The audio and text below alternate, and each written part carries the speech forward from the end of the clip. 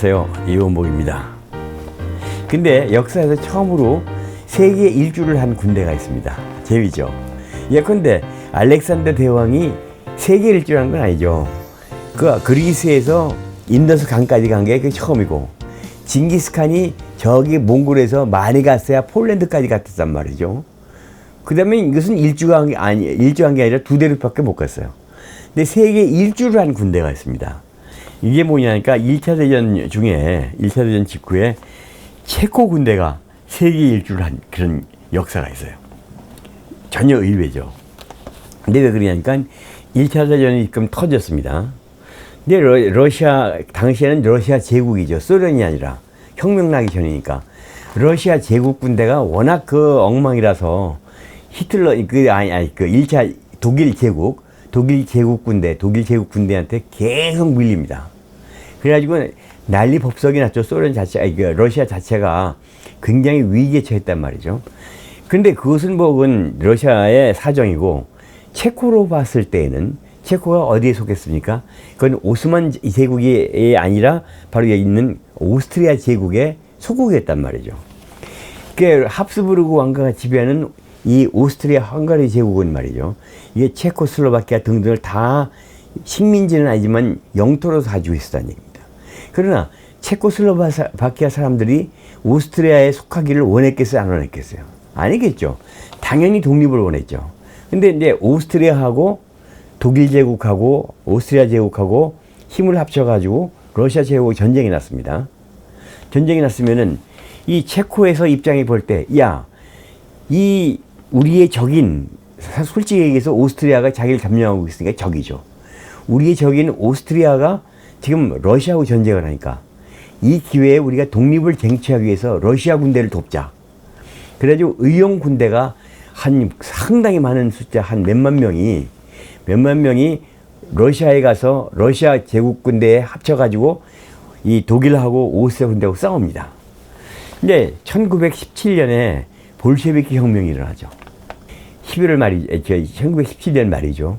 도저히 전쟁을 수행한 게 안 되잖아요. 국내에서는 혁명 났다고 그랬는데, 혁명 났다고 해서 불과 몇 명도 안 되는 군인들이 일으킨 혁명인데, 얼마나 노리고 있는 보수 우파 내지는 반공산주의자가 많았겠어요.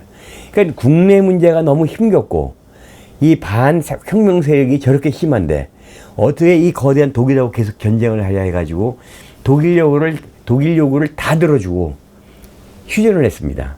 휴전이 아니라 사실상 항복선언인 거예요, 이게. 그 유명한 조약인데, 그 조약을 맺어서, 당시에 그 독일이 점령하고 있던 그 영토, 그러니까 그 러시아 제국 영토의 거의 한 3분의 1 정도의 영토를 띄워주고, 그 다음에 레닌이 그랬어요. 어차피 독일은 질 거니까, 얼마 뒤에 독일이 항복하면 도로 찾을 수 있다고 그 수모를 겪으면서 항복선언을 했는데, 국내에서는 그게 아니죠. 나라 팔아먹었다는 거죠. 공산주의자들이. 근데 여기서 제일 황당한 게 뭐냐니까 체코 군대예요. 체코 군대는 독립을 얻을까 해서 오스트리아 군대하고 싸우려고 러시아 군대를 가담했는데, 러시아가 독일 오스트리아한테 항복한 거예요. 공주에 붕 뜬 거 아닙니까? 그러면 이게 뭐냐 이거. 이제 우리는 러시아를 위해서 더 이상 싸울 필요가 없고, 우리 제일 좋은 것은 우리 그냥 집에 가자. 싸울 명분도 없고 가능성도 없으니까 집에 가자. 근데 일부에서는 아니야, 나는 공산주의가 좋아. 그럴 거 아니에요, 이념적으로. 그때가 막 시끄러울 때니까. 사회주의 그리고 자본주의 그렇게 심한 상황은 아니지만, 나는 사회주의가 좋으니까 저 사회주의를 위해 싸우는 러시아 혁명 볼셰비키를 도울 거야. 그래서 이 체코 군대가 둘로 갈라집니다. 그래서 하나는 남아있겠다. 그래서 붉은 군대에 남고, 나머지는 아니야, 난 이념에 관심 없이 난 집에 갈 거야. 그 집에 가려고 그러는데 보니까 이게 전쟁이 아직 안 끝나가지고, 이 서쪽에는 그 적으로 싸웠던 독일 군대가 버티고 있는 거예요. 근데 자기한테 총뿌리를 끊었던 체코 군대를 진행하게 놔두겠어요? 택도 없는 소리 하지 마라. 그럼 어떻게 집에 가지? 그러니까 나온 유일한 결론이 뭐냐? 그러면 동쪽으로 집에 가자.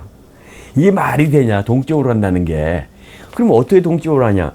아니, 솔직히 얘기해서 우리가 지금 어차피 우리가 지금 배치된 지금 전쟁을 하고 있는, 휴전이 됐지만 전쟁을 하고 있는 그 위치가 우랄산맥 동쪽이거든요. 그러니까 시베리아 철도가 있는 그 우랄산맥 동쪽이란 말이에요. 그러니까 어차피 서쪽으로 가도 먼 길, 그리고 동쪽도 먼 길. 그렇다면은 이게 시베리아 철도를 타고 그 시베리아 철을 타고 우라디보스톡에 가서 거기서 배를 얻어 타고 미국으로 가서 미국 대륙을 기차로 횡단을 해서 그 기차에서 그 미국 동부 해안에 가서 뉴욕이나 이런 데 가서 배를 타고 런던으로 가서 거기서 다시 배 타고 유럽 대륙으로 가서 그 다음에 체코 고향으로 돌아가자. 이게 황당한 얘기지만 그 길밖에 길이 없는 거예요.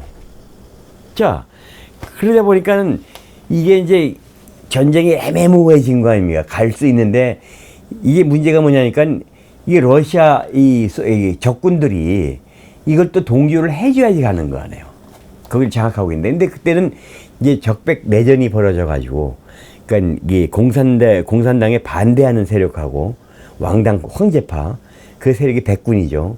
그 다음에 이제 그 이 러시아 그 볼셰비크 혐오를 일으킨 적군 전쟁이 붙어가지고, 그럼 이 적군들한테는 제일 생명이 뭐냐니까 물자 보급이나 그런 걸 위해 가지고 시베리아 철도가 제일 중요한 거예요.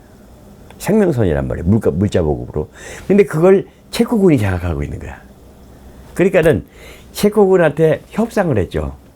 이 볼셰비키 그 군대가. 혹시 닥터 지바고 보셨어요? 영화 그런 거 한번 보세요. 거기 보면 그 볼셰비키 장군 안경 쓴 이 지휘자가 나오는데 그 당시 그 적백 내전 때 그 얘기를 다룬 거거든요. 그래서 그 이 적군 대표가 체코군 돌아가겠다는 그 대표하고 협상을 합니다. 지금 너희가 관리하고 있는 그 안에 그 지역에 백군이 있는데 그 안에 콜차크라고 하는 미하일로비치 콜차크라고 하는 그 백군 그 사령관, 총사령관, 말하면 총리 비슷한 총사령관이 거기 있다. 너희가 근데 거기 군대 세력은 약하니까 지금 쫓겨서 거기까지 왔으니까 백군이 그 총사령관만 넘겨준다면은 브라디보스토크까지 아무 문제 없이 이동할 수 있게 보장해 주겠다. 그리고 이제 배도 얻어주는데 도움을 하겠다. 그러면 체코 군대에서 볼 때 집으로 가야 되는데 괜찮은 제안이죠. 적군의 수장이 말하자면 이게 이제 반 적군이지만 우리는 이념하고 관계없으니까 뭐 이게 백군 수장이건 적군 수장은 상관없으니까 그래. 그래가지고 이제 배신을 때린 게 아니죠. 근데 정치적 이득에 의해 가지고 이 콜차크 그 총사령관을 넘깁니다. 넘겨주자마자 이 적군들, 공산군들은 이 강가에, 얼음의 강가에서 구멍을 파고, 얼음을 깨면 구멍이 나오죠. 그래가지고서는 그 이 총사령관을 즉석에서 총살해가지고 수장을 시켜버립니다. 근데 어쨌든 그건 뭐 러시아 내 사정이고, 어쨌든 이 러시아, 그러니까 체코 군대는 이제 그 이 시베리아 횡단 열차를 타고 무사히 브라디보스톡에 왔습니다. 자, 그러면은 이 군대가 왔는데 이 군대가 태평양을 건너가야 돼.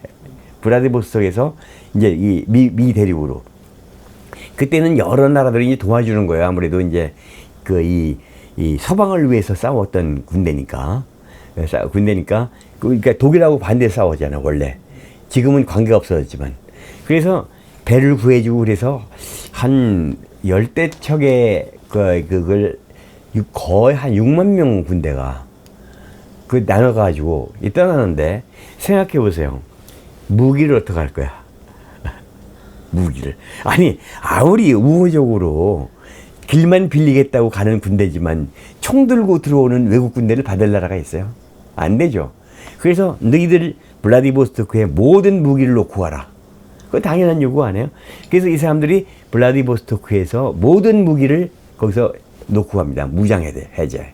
근데 재밌는 사실이 그 무기 중에 일부가 우리 독립군한테 흘러 들어와요.